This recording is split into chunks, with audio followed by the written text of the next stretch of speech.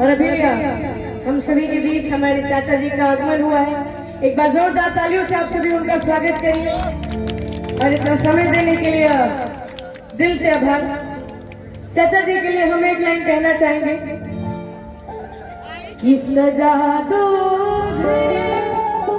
कुराशन सा मेरे सरकार आए हैं कि सजा दो घर को रोशन सा सजा दो घर को रोशन सा मेरे